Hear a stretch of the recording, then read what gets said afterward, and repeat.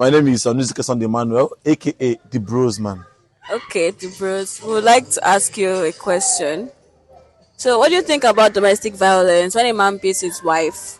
The wife is at fault, though. At this point, Well, it's not. Listen, let me make it clear. It's not as if I'm supporting domestic violence. You understand? It's not as if I'm supporting that a man should hit his wife. But sometimes it's good to correct them using the long stick, the cane. but they're not kids. They're not kids, yes, but sometimes they behave like kids. Imagine that you called your wife on phone, and then she's sleeping. She's sleeping when she's supposed to be working or when she's supposed to be doing the house chores. And that is why you should beat her. Sometimes they You know deserve that there are it. different ways, like, to solve issues. That's why there's communication. You communicate. If you understand your wife, there's no way you cannot communicate to her that she'll not understand what you're saying. What if the communication is not working? No. You see. You guys went through a process before you got married. You cannot tell me that you beat your wife after all those processes. Like, it does not even make sense. Are you aware that it You're is not supposed how to it is? understand You, her. you said that we dated, which is the Yes. process. We did courtship, which is the process. Yeah, but you know, some women will hide their bad character.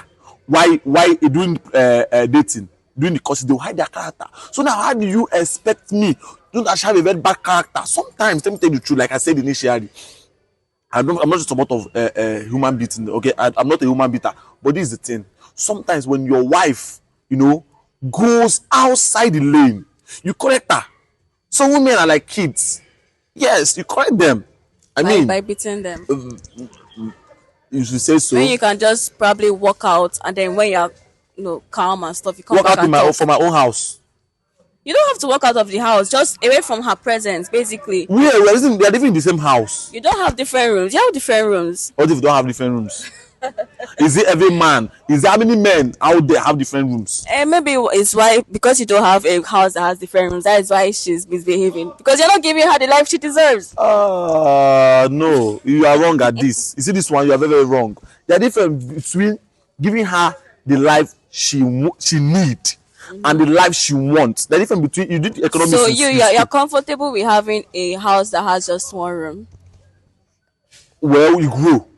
Everybody grow, and by the time there is level for everything. By the time you get to a particular level, you definitely fill up. And that's what I'm telling you. See, let me tell you, it's not like there are many men out there. For example, if you go to Lagos, how many men that are living in Lagos? That your uncle living in Lagos? Do you think that he's living in 3-bedroom apartment? I lie you. Some of them are living comfortably with their wife in face me, I face you. Personally, I don't even think you should get married if you've not made it in life. So you think that if I have not made it, so you think everybody that will make it in life? At least you be comfortable. I mean, what if you're not comfortable? I mean, how can you have kids in that kind of house? Well, you figure it out.